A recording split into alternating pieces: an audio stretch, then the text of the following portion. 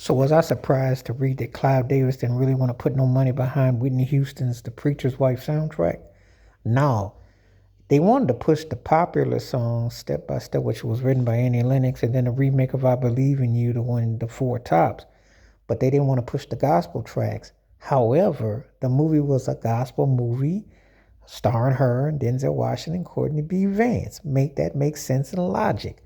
Why would he sabotage a project that is based around a particular musical, but yet didn't want to promote it? And Whitney still sold a chunk of ruckus with it because she had done three straight soundtracks and three movies. Now let's go back to The Bodyguard and the soundtrack. Wait to Exhale, the movie and the body and the soundtrack.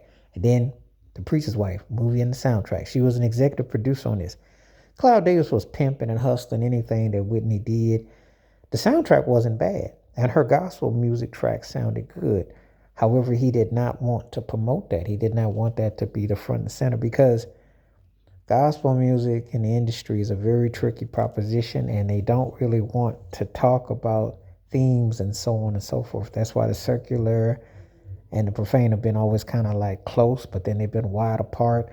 And it's always been a funniness with the industry. When you talk about certain things, they get funny about it. But it was interesting to read that, yeah, there was no promotion for it. There was one of the people that worked on the Bodyguard, that had worked on the Bodyguard soundtrack and had a little bit to do with the Preacher's Wife, but they got more of a credit for the Preacher's Wife. And the story was Clive didn't want anything to do with it. Now, I'm going to talk about this with Clive Davis because everybody always focuses on Diddy or the other people, but they never hold him accountable. They never hold him for what was the mind behind him working with and what have you.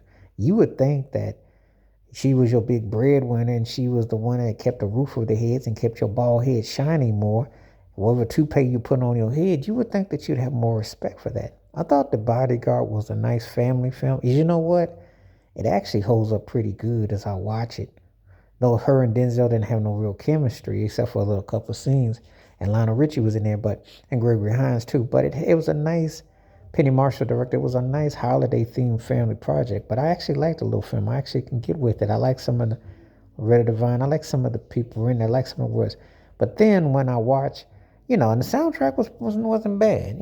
Whitney had done three straight, so Whitney was working. But you would think, no, the industry is very funny about that.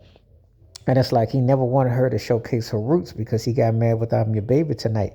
You would think, but all the money that, she worked with all the people and she was associated on the Waiting to Exhale soundtrack with Shoop Shoop. And you were thinking with the Bodyguard being big as it was.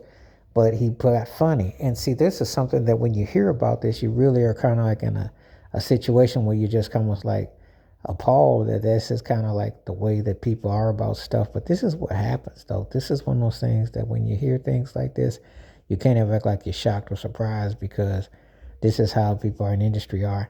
And they're very picky. And when people say they have artistic rights or what have you, they only much rights as what they give you. But they can still pull the plug and be funny about it. So it's kind of to find out that Clive Davis didn't really fully support Whitney Houston's The Preacher's Wife soundtrack because it was gospel is not a shock or a surprise. It really is. And it still sold pretty well.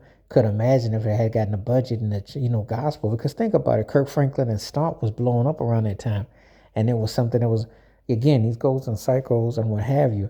But when they don't put no money behind it, it can be very funny and very cold. So this is the reality. Please like, subscribe, with my thoughts, comments, and I do respond. Thank you. Wash your hands, keep your mind clear, watch out for another shit. If you like, stay peace.